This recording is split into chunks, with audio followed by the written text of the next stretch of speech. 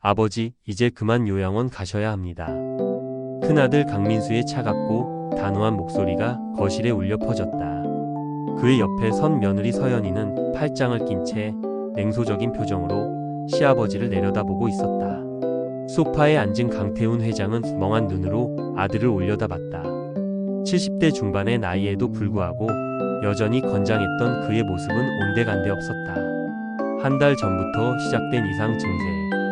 같은 말을 반복하고 방금 먹은 식사를 기억하지 못하고 때로는 가족의 이름조차 헷갈려 했다. 민수야, 나 여기 있고 싶은데. 아버지, 정신 차리세요.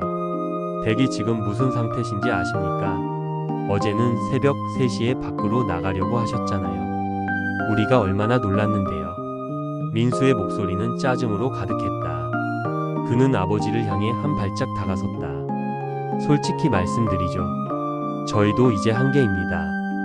회사 일도 바쁜데 아버지 간병까지 할 수는 없어요. 서초동의 최고급 요양원 알아봤으니까 거기 가시면 됩니다. 지금 들려드리는 이야기 마음에 와닿으셨나요?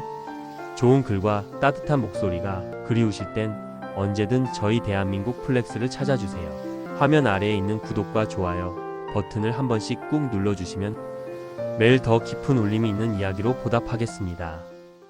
오빠, 그렇게 말씀하시면 어떡해요? 그때 부엌에서 나온 막내딸 강지혜의 목소리가 들렸다. 35의 미혼인 그녀는 오빠 부부와 달리 아버지 곁을 지키고 있었다.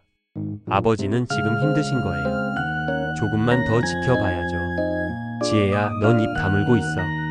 연희가 날카롭게 쏘아붙였다.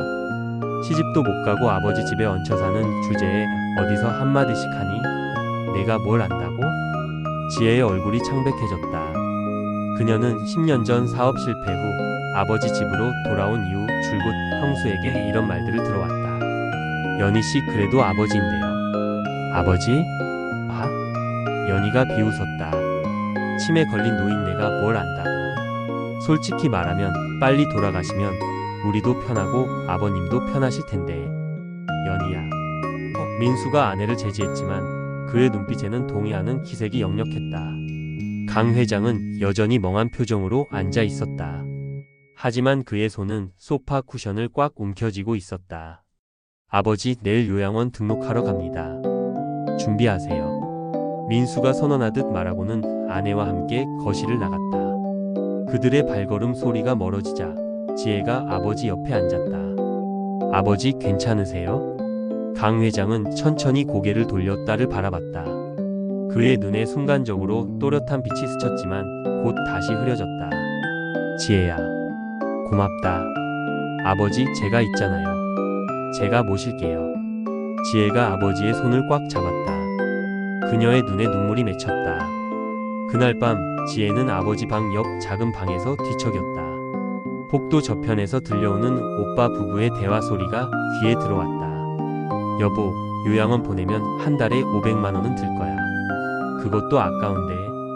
그러게 말이야. 솔직히 빨리 돌아가시면 좋겠어. 재산 정리도 해야 하고. 쉿, 작게 말해. 지혜가 들으면 안 되잖아. 지혜가 뭘 어쩌겠어? 어차피 재산은 다 우리 거잖아. 유언장에도 장남한테 전부 상속한다고 써있다며? 그렇긴 한데 아버지가 요새 정신이 오락가락 하시잖아. 혹시라도 유언장을 바꾸실까 봐 그게 걱정이야. 그러니까 빨리 요양원에 넣어야 한다니까. 거기 가시면 우리가 관리하기도 쉽고. 지혜는 이불을 머리까지 끌어올렸다. 가슴이 답답하고 화가 났지만 그녀가 할 수 있는 일은 없었다. 다음날 아침 지혜가 아버지 방에 들어가자 강 회장은 창가에 서서 밖을 바라보고 있었다. 그의 뒷모습은 어딘지 모르게 쓸쓸해 보였다. 아버지, 아침 드세요. 지혜야. 강 회장이 돌아섰다. 내가 정말 미쳤을까? 아버지, 무슨 말씀을? 어젯밤에 민수랑 연희가 하는 말 다 들었어. 나 빨리 죽으면 좋겠다고 했지? 지혜는 할 말을 잃었다. 아버지가 그 말을 들었다는 사실에 가슴이 찢어지는 것 같았다. 아버지, 괜찮아. 강 회장이 씁쓸하게 웃었다. 내가 뭘 기대했겠니? 돈 때문에 효도하는 척 하던 거 나도 알고 있었어. 그의 목소리는 떨렸지만 눈빛만큼은 이상하리만치 또렷했다. 지혜야, 너만은 진짜구나. 아버지, 무슨 말씀이세요? 강 회장은 대답 대신 딸의 손을 꽉 잡았다. 그리고 작게 속삭였다. 조금만 참아다오. 아버지를 믿어다오. 지혜는 그 말의 의미를 알 수 없었다. 하지만 그 순간 아버지의 눈에서 본 빛은 치매 환자의 그것이 아니었다. 현관문이 열리는 소리가 들렸다. 민수가 들어왔다. 아버지, 준비하셨어요? 지금 가야 합니다. 강 회장은 다시 멍한 표정으로 돌아갔다. 마치 방금 전에 또렷했던 순간이 환상이었던 것처럼. 가자. 가면 되는 거지. 그의 목소리는 힘없고 떨렸다. 하지만 그가 내려다보던 손 안에는 작은 녹음기가 꽉 쥐어져 있었다. 아무도 그것을 눈치채지 못했다. 어서 오십시오, 강태훈 회장님. 저희 실버힐스 요양원에 오신 것을 환영합니다. 원장의 과도하게 밝은 목소리가 로비에 울려 퍼졌다. 민수는 만족스러운 표정으로 고개를 끄덕였다. 한 달에 500만 원짜리 특실.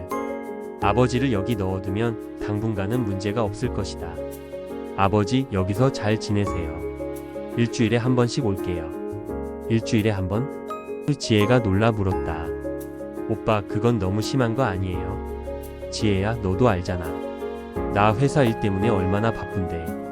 그리고 아버지도 여기서 전문적인 케어 받는 게 훨씬 나아. 연희가 지혜를 비웃듯 쳐다보며 끼어들었다. 맞아요.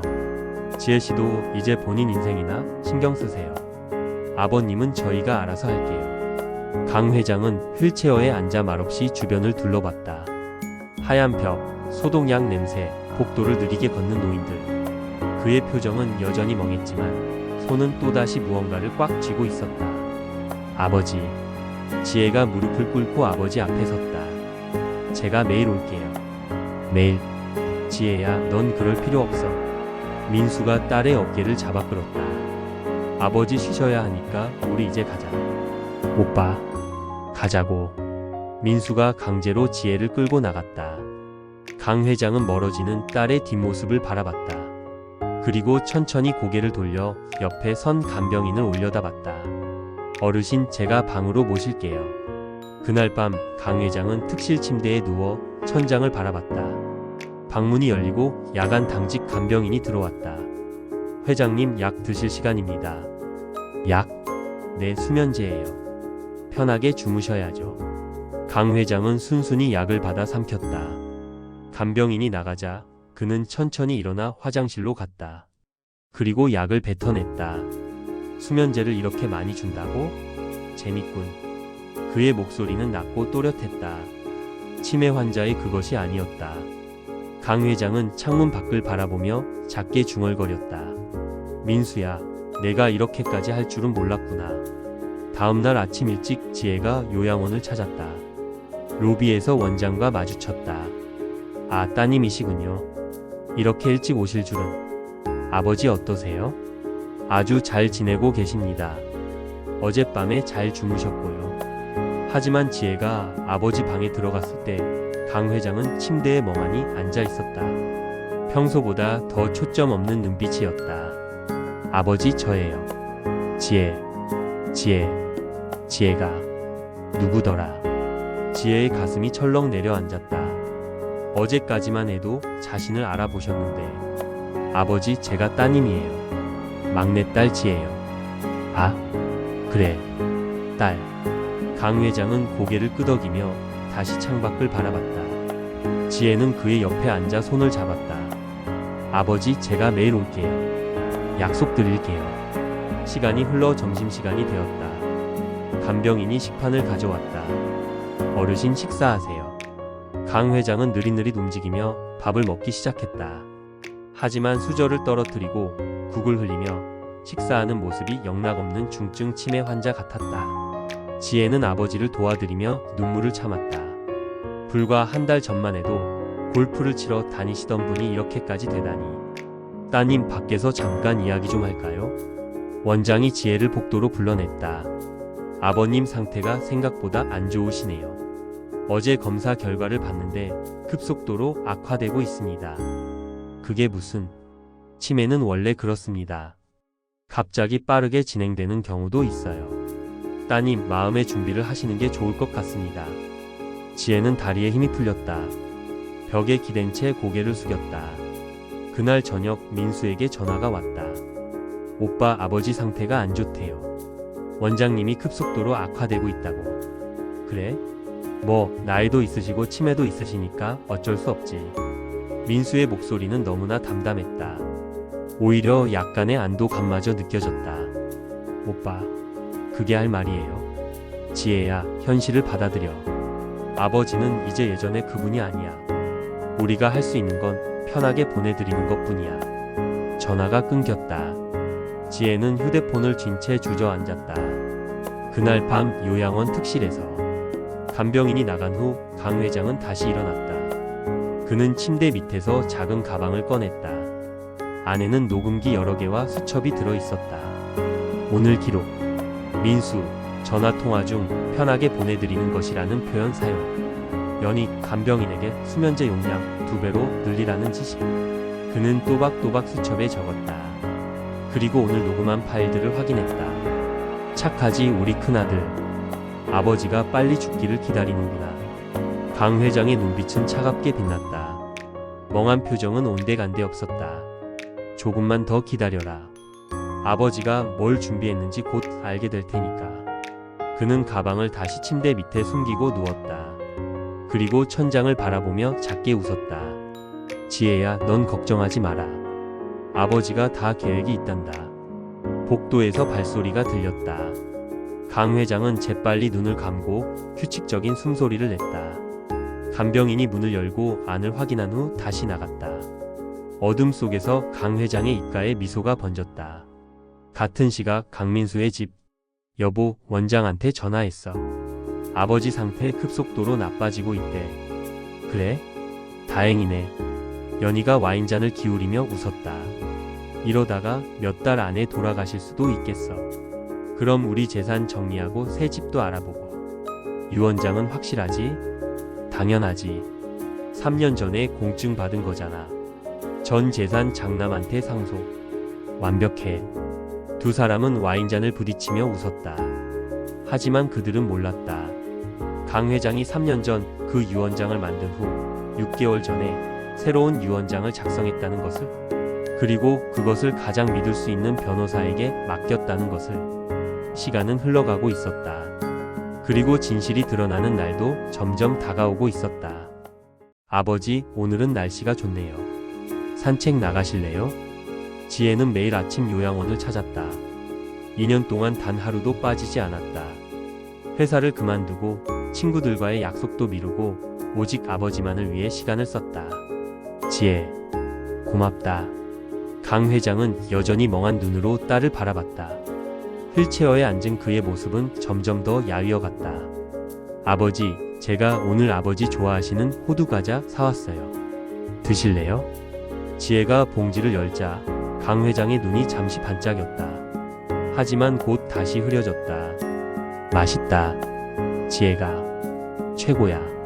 지혜는 아버지께 과자를 떼어드리며 미소 지었다. 힘들었지만 아버지의 작은 미소 하나면 모든 게 보상받는 기분이었다. 바로 그때 현관문이 열리며 민수와 연희가 들어섰다. 아, 역시 여기 있었네. 지혜야. 오빠, 형수님. 오랜만이에요. 지혜의 목소리는 차가웠다. 민수 부부는 지난 2달 동안 단 한 번도 요양원에 오지 않았다. 아버지 어떠세요? 민수가 형식적으로 물었다. 똑같이 뭐. 치매가 나아질 리가 있나. 연희가 코웃음을 쳤다. 형수님, 그래도 아버지 앞에서는. 뭐? 어차피 못 알아듣는데 무슨 상관이야. 지혜씨는 참 순진하시네. 연희는 핸드백에서 서류 봉투를 꺼냈다.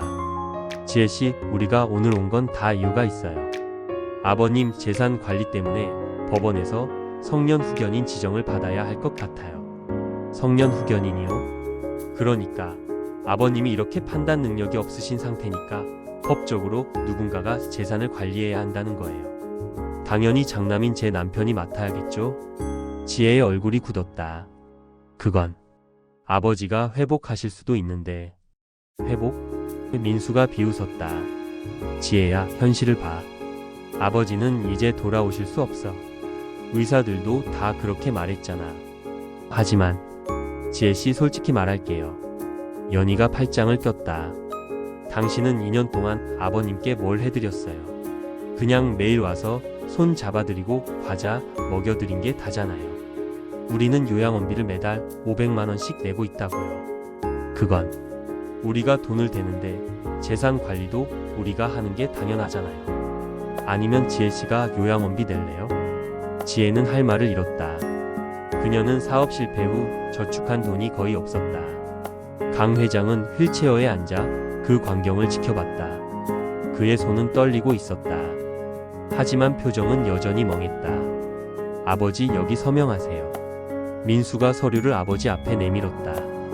이게 뭐예요? 지혜가 다가갔다. 재산관리위임장이에요. 걱정 마, 아버지한테 나쁜 거 아니야. 오빠, 이건 아니잖아요. 지혜야, 넌 빠져. 민수가 동생을 밀쳤다. 아버지, 여기 이름만 쓰시면 돼요. 쓸 수 있죠? 강 회장은 떨리는 손으로 펜을 잡았다. 그리고 서류를 바라봤다. 글씨가 흔들리며 천천히 이름을 쓰기 시작했다. 그렇지, 아버지. 잘하고 계세요. 민수가 만족스럽게 웃었다. 하지만 강 회장이 쓴 이름은 완전히 엉망이었다. 판독조차 불가능할 정도로. 뭐야, 이게. 연희가 짜증을 냈다. 제대로 못 쓰시네. 그러니까 후견인이 필요하다는 거잖아. 됐어, 이 정도면 충분해. 나중에 법원에서 인정받을 거야. 민수가 서류를 챙겨 넣었다. 그리고 아버지의 머리를 툭툭 두드렸다. 아버지, 우리 이만 갈게요. 다음에 또 올게요. 언제요? 지혜가 물었다. 글쎄, 바쁘니까. 한 달 후? 2달 후? 연희가 코웃음을 치며 나갔다. 민수도 뒤따랐다. 문이 닫히자 지혜는 주저앉아 울기 시작했다. 아버지, 미안해요. 제가 돈이 없어서. 제가 무능해서. 강 회장은 천천히 손을 뻗어 딸의 머리를 쓰다듬었다. 지혜야, 괜찮아. 괜찮지 않아요, 아버지. 오빠랑 형수님이 아버지를 이용하려고 하잖아요. 걱정 마. 강 회장의 목소리는 여전히 힘없었다. 하지만 그의 눈에는 눈물이 고여 있었다. 그날 밤, 민수와 연희는 고급 레스토랑에서 식사를 했다. 여보, 성년 후견인 지정되면 아버지 통장 다 관리할 수 있는 거지? 당연하지. 부동산도 주식도 예금도 전부. 그리고 그걸 합법적으로 우리가 사용할 수 있어. 와, 생각만 해도 신나. 청담동 펜트하우스 계약할까? 아직은 아니야. 아버지가 살아계시니까 너무 티 나면 안 돼. 나중에 돌아가시면 그때 마음껏 쓰는 거지. 그래도 조금씩은 빼돌릴 수 있잖아? 당연하지. 요양원비 명목으로 한 달에 1,000만 원씩 빼면 아무도 모를 거야. 두 사람은 샴페인을 부딪히며 웃었다. 같은 시각 요양원. 지혜는 아버지 곁에서 밤을 새웠다. 아버지가 깊이 잠든 후 그녀는 창밖을 바라보며 눈물을 흘렸다. 아버지, 제가 좀 더 능력이 있었다면 오빠를 막을 수 있었을 텐데. 그때 침대에서 작은 소리가 들렸다. 지혜야, 아버지 주무세요. 제가 여기 있을게요. 지혜야, 고맙다. 너만, 진짜야. 강 회장의 손이 딸의 손을 꽉 잡았다. 그 악력은 치매 환자의 것이라고 보기 힘들 정도로 강했다. 지혜는 깜짝 놀랐다. 아버지? 하지만 강 회장은 이미 다시 눈을 감고 있었다. 규칙적인 숨소리만 들렸다. 착각인가? 지혜는 고개를 저었다. 그리고 아버지의 손을 놓지 않은 채 의자에 기대 눈을 감았다. 새벽 3시, 강 회장은 눈을 떴다. 딸이 의자에서 불편하게 잠든 모습을 바라봤다. 고생이 많구나, 지혜야. 그는 조심스럽게 침대에서 내려와 딸에게 담요를 덮어주었다. 그리고 침대 밑에서 가방을 꺼냈다. 오늘 기록. 민수와 연희 재산관리위임장 강요. 식사 중 횡령 계획 논의. 녹음 파일 추가. 수첩에 적으며 그의 입가에 차가운 미소가 번졌다. 조금만 더야. 조금만 더 참으면 너희가 한 짓을 세상에 알릴 수 있어. 강 회장은 가방을 다시 숨기고 침대에 누웠다. 그리고 잠든 딸을 바라보며 작게 속삭였다. 지혜야, 아버지가 곧 너한테 세상 전부를 돌려줄게. 조금만 기다려다오. 창밖으로 동이 트기 시작했다. 긴 밤이 지나고 새로운 날이 밝아오고 있었다. 강민수 씨, 아버님 상태가 많이 안 좋으십니다. 원장의 전화를 받은 민수는 회사 회의실에서 일어섰다. 뭐라고요? 갑자기요? 네, 어젯밤부터 호흡이 불안정하시고 의식도 거의 없으십니다. 전화를 끊은 민수는 연희에게 연락했다. 여보, 아버지 상태가 위독하대. 진짜? 드디어? 연희의 목소리에는 놀라움보다는 기대감이 묻어났다. 병원 가봐야 할 것 같아. 알았어. 나도 갈게. 아, 그리고 여보, 장례식장 미리 알아봐 놓을까? 그래, 알아는 봐. 혹시 모르니까. 1시간 후 민수와 연희가 요양원에 도착했을 때 지혜는 이미 아버지 곁에서 울고 있었다. 아버지, 제발 눈 좀 떠주세요. 강 회장은 산소 마스크를 쓴 채 침대에 누워 있었다. 지혜야. 민수가 동생의 어깨에 손을 얹었다. 오빠, 아버지가. 지혜는 말을 잇지 못하고 흐느꼈다. 가족분들 각오는 하셔야 할 것 같습니다. 아마 오늘 밤을 넘기기 힘드실 겁니다. 그렇게까지. 지혜가 고개를 저었다. 아니에요. 아버지는 괜찮으실 거예요. 따님, 현실을 받아들이셔야 합니다. 의사가 나가자 연희가 핸드백에서 거울을 꺼내 화장을 고쳤다. 뭐예요? 지혜가 믿을 수 없다는 표정으로 물었다. 뭐긴 뭐야. 화장 고치는 거지.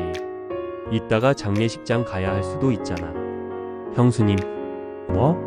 사실이잖아. 어차피 돌아가실 거 미리 준비하는 게 뭐가 문제야? 지혜는 더 이상 참을 수 없었다. 형수님, 지금 뭐 하시는 거예요? 아버지가 돌아가시길 바라는 거예요? 당연하지. 연희의 대답은 너무나 솔직했다. 솔직히 말할게. 우리 2년 동안 아버님 요양원비로 얼마를 썼는데 한 달에 500만 원씩, 2년이면 1억 2천만 원이야. 그 돈이면 우리 새 차 2대는 샀겠다. 돈 얘기를 지금. 돈이 중요하지.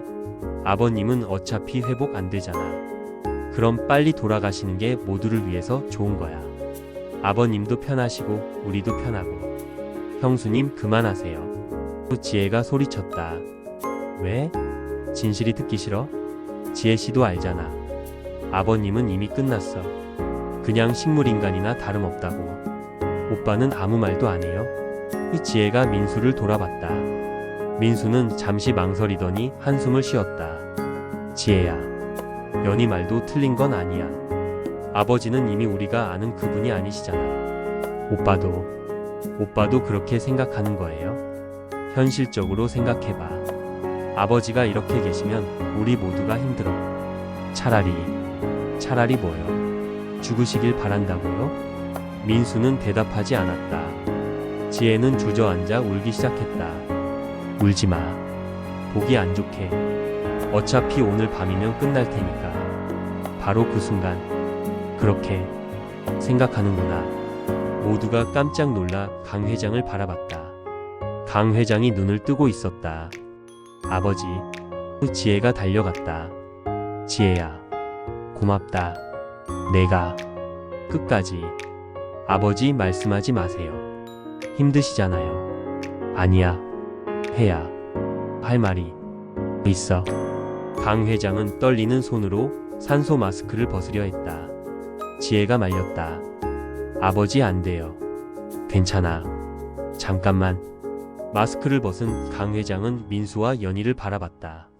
민수야, 연희야, 너희들 진짜로 내가 죽길 바라는구나. 아버지, 그게 아니라. 민수가 당황하며 말했다. 아니야. 들었어. 다 들었어. 강 회장의 눈에서 눈물이 흘러내렸다. 너희들이 내 아들이 맞니? 연희가 짜증스럽게 말했다. 아이고, 뭘 들으셨다고 그러세요? 치매 걸리신 분이 뭘 제대로 알아듣기나 하셨을까? 연희야, 내가 이렇게 나쁜 사람인 줄 몰랐어. 나쁜 사람? 웃기고 있네. 우리가 2년 동안 얼마나 희생했는데요. 요양원비에 병원비에 약값에. 우리 돈이 얼마나 들어갔는지 아세요? 돈이 그렇게 중요하니? 당연히 중요하죠. 아버님 재산이 수백억인데 그 돈 받을 자격이 우리한테 있잖아요. 우리가 장남 집안이고 우리가 돈 되고 있고. 지혜가 비명을 질렀다. 형수님, 그만하세요. 아버지가 듣고 계시잖아요. 들으면 어때? 어차피 내일이면 기억도 못하실 분인데. 연희의 말에 강 회장의 몸이 크게 떨렸다. 아버지. 지혜가 비상벨을 눌렀다. 의사와 간호사들이 달려왔다. 환자분 안정시켜야 합니다. 가족분들은 잠시 밖으로 나가주세요. 강 회장은 산소 마스크를 다시 쓰며 딸을 바라봤다. 그의 눈빛은 여전히 흐렸지만 순간적으로 무언가 다른 빛이 스쳤다. 마치 모든 걸 이해하고 있다는 듯한. 복도에서 민수가 연희를 나무랐다. 여보, 너무 심했어. 아버지 앞에서 그렇게까지 말하면 어떡해. 뭐가 심해? 사실이잖아. 그리고 어차피 오늘 밤 넘기기도 힘드실 텐데 뭐. 그래도 뭐? 당신도 똑같이 생각하면서. 아버님 돌아가시면 유산 정리하고 우리 인생 새로 시작하는 거잖아. 민수는 대꾸하지 못했다. 1시간 후 의사가 나왔다. 일단 안정되셨습니다. 하지만 언제 또 어떻게 될지 모르니 가족분들이 곁에 계셔주세요. 지혜가 다시 병실로 들어갔다. 강 회장은 눈을 감고 있었다. 들었다. 다 들었다. 내 자식들이 날 죽기를 기다린다는 걸. 강 회장의 마음속에서 분노가 끓어올랐다. 하지만 그는 참았다. 이제 곧이다. 변호사가 연락했던 그날이 곧 온다. 그때 너희들이 한 짓을 세상에 알려주마. 그의 입가에 아주 희미한 미소가 번졌다. 밤이 깊어갔다. 민수 부부는 일찍 집으로 돌아갔다. 차 안에서 연희가 말했다. 여보, 변호사한테 연락해봐. 유언장 집행 절차 미리 알아봐야 할 것 같아. 지금? 당연하지. 만약에 아버님이 정말 돌아가시면 빨리 처리해야 상속세도 줄일 수 있잖아. 민수는 고개를 끄덕이며 핸드폰을 꺼냈다. 두 사람은 몰랐다. 그들이 기다리는 유언장이 이미 바뀌었다는 것을. 그리고 그 새로운 유언장이 곧 그들의 인생을 완전히 뒤바꿀 거라는 것을. 여러분, 오늘 이 자리에 모인 이유는 고 강태훈 회장님의 유언 집행을 위해서입니다. 일주일 후 강 회장은 결국 세상을 떠났다. 장례식은 조용히 치러졌고 이제 유언장 공개의 날이 찾아왔다. 법무법인 회의실. 민수와 연희는 기대에 찬 표정으로 앉아 있었다. 지혜는 붉게 부은 눈으로 고개를 숙이고 있었다. 그리고 정장을 입은 중년의 변호사 김 변호사가 서류 가방을 열었다. 저는 강태훈 회장님의 유언 집행자 김정훈 변호사입니다. 먼저 고인의 명복을 빕니다. 네네, 그건 그렇고요. 연희가 조급하게 말을 끊었다. 유언장 빨리 공개해 주시죠. 우리 시간 없어요. 김 변호사는 잠시 연희를 바라보더니 고개를 끄덕였다. 그러시겠습니까? 그럼 시작하겠습니다. 먼저 강민수 씨께서 가지고 계신 유언장이 있으시죠? 네, 여기요. 민수가 가방에서 서류를 꺼냈다. 3년 전에 공증받은 유언장입니다. 전 재산을 장남인 저에게 상속한다는 내용이죠. 맞습니다. 그 유언장은 실제로 존재하고 당시에 정식으로 공증받은 게 맞습니다. 민수와 연희가 서로를 보며 미소 지었다. 그런데 말입니다. 김 변호사의 다음 말에 두 사람의 미소가 굳었다. 그 유언장은 현재 효력이 없습니다. 뭐라고요? 민수가 벌떡 일어났다. 강태훈 회장님께서는 6개월 전 새로운 유언장을 작성하셨습니다. 법적으로 가장 최근에 작성된 유언장이 효력을 가지므로 3년 전 유언장은 자동으로 무효가 됩니다. 회의실이 조용해졌다. 민수의 얼굴이 창백해졌다. 그럴 리가 없어요. 아버지는 6개월 전에 이미 치매 증상이 있으셨잖아요. 그런 상태에서 유언장을 작성할 수 없어요. 좋은 지적입니다. 김 변호사가 다른 서류를 꺼냈다.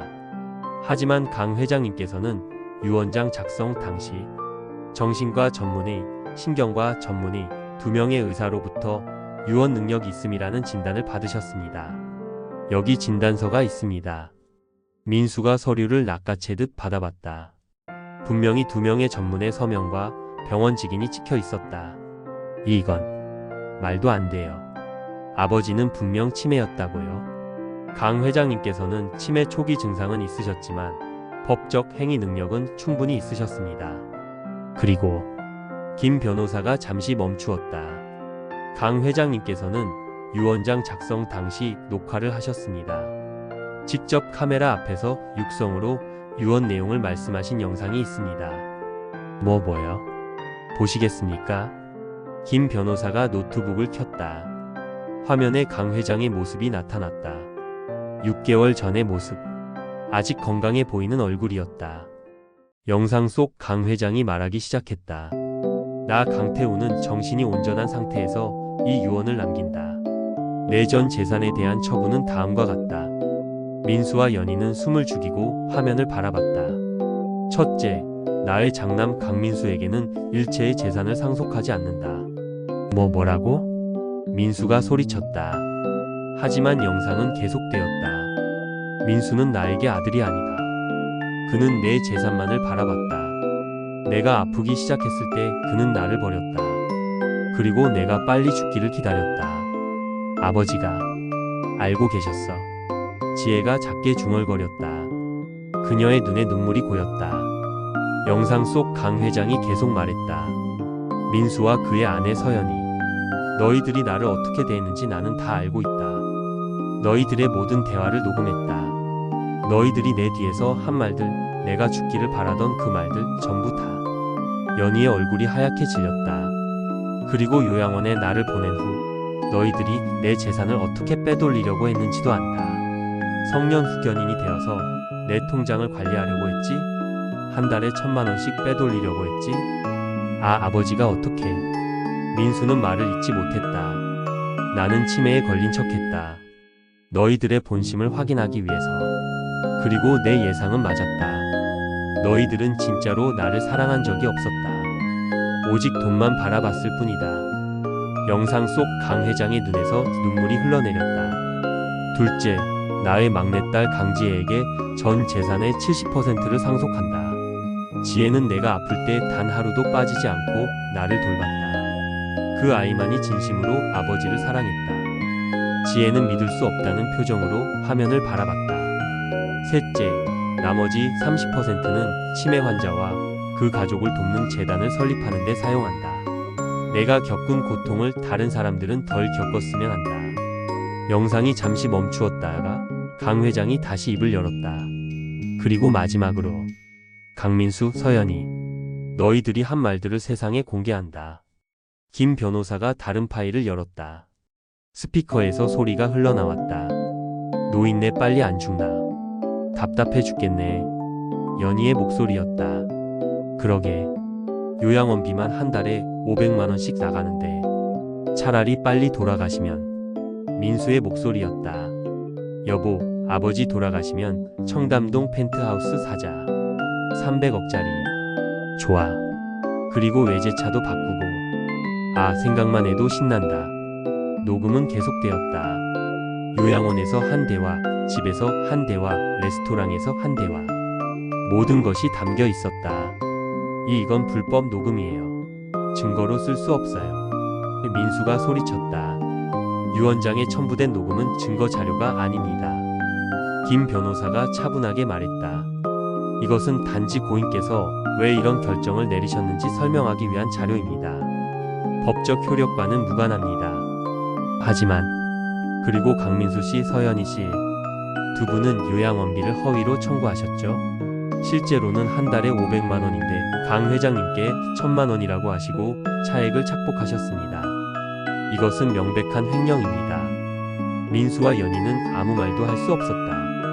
또한 성년 후견인 신청을 하면서 제출한 서류에 허위 사실을 기재하셨습니다. 이것도 문서 위조죄에 해당합니다. 김 변호사가 서류를 쌓아 놓으며 말했다. 강 회장님께서는 이 모든 증거를 저에게 맡기셨습니다.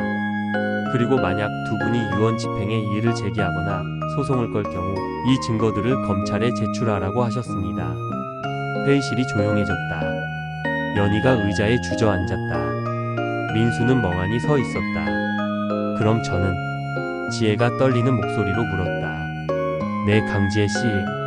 아버님의 전 재산 70%가 당신 것입니다.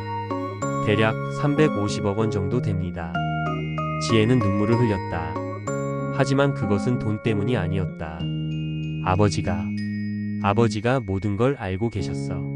네. 강 회장님께서는 마지막 순간까지 정신이 온전하셨습니다. 그리고 누가 자신을 진심으로 사랑하는지 시험하셨습니다. 김 변호사가 지혜에게 봉투 하나를 건넸다. 이것은 강 회장님께서 따님께만 남기신 편지입니다. 지혜는 떨리는 손으로 봉투를 열었다. 아버지의 필체가 보였다. 지혜야, 고맙다. 내가 있어서 아버지는 행복했다. 이제 내 인생을 살아라. 아버지가 항상 너를 사랑한다. 지혜는 편지를 가슴에 안고 소리내어 울었다. 민수와 연희는 그 모습을 멍하니 바라봤다. 그들이 바라던 모든 것이 한순간에 무너졌다. 회의는 여기서 마치겠습니다. 김 변호사가 서류를 정리하며 말했다. 강민수 씨, 서연희 씨, 두 분께 드릴 말씀은 이것뿐입니다. 만약 소송을 제기하시면 형사고발도 함께 진행됩니다. 신중히 생각하십시오. 민수 부부는 휘청거리며 회의실을 나갔다. 복도에서 연희가 히스테리를 부렸다. 이게 말이 돼? 300억이 날아갔어. 300억이? 닥쳐. 민수가 소리쳤다. 다 내 때문이야. 내가 입조심을 했어야지. 뭐? 당신도 똑같이 말했잖아. 두 사람은 서로를 비난하며 싸우기 시작했다. 회의실 안에서 지혜는 여전히 아버지의 편지를 붙잡고 울고 있었다. 고맙습니다, 아버지. 정말 고맙습니다. 그녀의 눈물은 슬픔과 감사가 뒤섞인 것이었다. 아버지의 사랑을 마지막 선물을 받은 것이었다. 유언장 공개로부터 한 달이 흘렀다. 지혜는 아버지의 서재에 앉아 창밖을 바라봤다. 이제 이 집은 그녀의 것이었다. 350억의 재산도, 아버지가 평생 일궈온 모든 것도 그녀에게 돌아왔다. 하지만 그녀의 마음은 무겁기만 했다. 아버지, 저는 이렇게까지 바라지 않았어요. 책상 위에는 아버지의 사진이 놓여 있었다. 환하게 웃고 있는 모습. 지혜는 사진을 쓰다듬으며 눈물을 흘렸다. 현관 초인종이 울렸다. 지혜가 문을 열자 초췌한 모습의 민수가 서 있었다. 오빠, 지혜야, 들어가도 되겠니? 민수는 예전의 거만한 모습이 아니었다. 수척해진 얼굴, 구부정한 어깨. 완전히 다른 사람 같았다. 거실에 앉은 민수는 한참 동안 말을 잇지 못했다. 지혜야, 나 미안하다. 오빠, 진심이야. 정말 미안해. 내가 너무 욕심이 많았어. 돈에 눈이 멀어서 아버지를 그리고 너를 무시했어. 민수의 눈에서 눈물이 떨어졌다. 유언장을 보고 나서야 깨달았어. 내가 얼마나 큰 잘못을 했는지, 아버지가 얼마나 실망하셨을지. 오빠, 연희랑은 이혼했어. 아니, 정확히는 연희가 나를 버렸지. 재산이 없는 나한테는 더 이상 미련이 없대. 민수는 쓴웃음을 지었다. 회사에서도 잘렸어. 소문이 다 퍼졌거든. 치매 걸린 아버지를 학대했다고, 재산을 노렸다고. 나는 이제 아무것도 없어. 지혜는 오빠를 바라봤다. 분노할 수도 있었다. 냉정하게 돌려보낼 수도 있었다. 하지만 그녀는 그럴 수 없었다. 오빠, 물 드릴게요. 지혜가 물을 가져오자 민수는 고개를 들었다. 지혜야, 돈을 빌려달라는 게 아니야. 그럴 자격도 없고 그냥 용서를 구하러 왔어. 내가 한 짓은 용서받을 수 없다는 거 알아. 하지만 그래도 미안하다고 말하고 싶었어. 지혜는 한참을 망설이다가 입을 열었다. 오빠, 저도 오빠를 원망했어요. 많이 울었고 화도 났어요. 하지만 그녀는 아버지의 사진을 바라봤다. 아버지께서 제게 이렇게 큰 유산을 남겨주신 건 돈 때문이 아니었을 것 같아요. 아버지가 진짜로 원하신 건 가족이 서로 사랑하는 거였을 거예요. 지혜야, 오빠, 저는 오빠를 용서할게요. 쉽지는 않을 거예요. 시간이 필요할 거예요. 하지만 오빠는 여전히 제 오빠니까요. 민수는 얼굴을 가리고 소리내어 울었다. 지혜도 함께 눈물을 흘렸다. 고맙다, 지혜야. 정말 고맙다. 오빠, 일어서세요. 아버지 산소에 같이 가요. 두 남매는 함께 아버지의 산소로 향했다. 가을 햇살이 따스하게 비치는 언덕 위 강 회장의 묘가 있었다. 아버지, 지혜랑 함께 왔어요. 민수가 무릎을 꿇었다. 아버지, 저 강민수입니다. 불효자 강민수. 용서를 구하러 왔습니다. 그는 땅에 이마를 대고 절을 했다. 아버지께 아들이 아니라고 들었을 때 정말 가슴이 찢어지는 것 같았습니다. 제가 얼마나 큰 잘못을 저질렀는지 그제야 알았습니다. 민수의 목소리는 떨렸다. 아버지, 이제라도 알았습니다. 진짜 소중한 게 뭔지. 돈이 아니라 가족이라는 걸.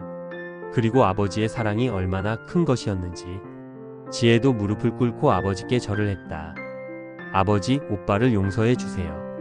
그리고 저를 이렇게 키워주셔서 감사합니다. 아버지가 남겨주신 유산 잘 사용하겠습니다. 바람이 불어와 나뭇잎을 흔들었다. 마치 아버지가 대답하는 것 같았다. 두 남매는 한참 동안 그 자리에 앉아 있었다. 지혜야. 민수가 입을 열었다. 나 다시 시작해 보려고 해. 작은 일이라도 찾아서 정직하게 살아보려고. 잘 생각하셨어요, 오빠. 그리고 아버지 뜻대로 치매 환자들 돕는 일도 하고 싶어? 자원봉사라도. 내가 아버지한테 한 짓을 조금이라도 갚고 싶어? 지혜는 오빠의 손을 잡았다. 오빠, 제가 도와드릴게요. 아버지께서 설립하신 재단에서 일하시면 어때요? 월급은 많지 않지만 의미 있는 일이에요. 내가 그럴 자격이 있을까? 오빠가 진심으로 뉘우치고 있다는 거 저는 알아요. 그리고 아버지도 원하실 거예요. 오빠가 다시 올바른 길을 걷는 걸요. 민수는 동생의 손을 꽉 잡았다. 고맙다, 지혜야. 정말 고맙다. 석 달 후, 강태훈 치매 가족 지원재단 개소식 날이었다. 많은 사람들이 모였다. 지혜는 이사장으로서 개소사를 했다. 저희 아버지 강태훈 회장님께서는 생전에 치매로 고통받으셨습니다. 그리고 그 과정에서 가족의 진심을 시험하셨습니다. 참석자들이 조용히 경청했다. 아버지께서는 돈이 아니라 사랑이 중요하다는 걸 마지막까지 가르쳐 주셨습니다. 이 재단은 그런 아버지의 뜻을 이어받아 치매 환자와 그 가족들이 서로 사랑하며 이겨낼 수 있도록 돕겠습니다. 박수가 터져 나왔다. 지혜의 옆에는 민수가 서 있었다. 재단의 자원봉사팀장으로 일하기 시작한 그는 이제 예전의 오만함은 찾아볼 수 없었다. 행사가 끝난 후 민수가 지혜에게 다가왔다. 지혜야, 오늘 아버지께 다녀올래? 좋은 소식 전해드리고 싶어. 그래요, 오빠.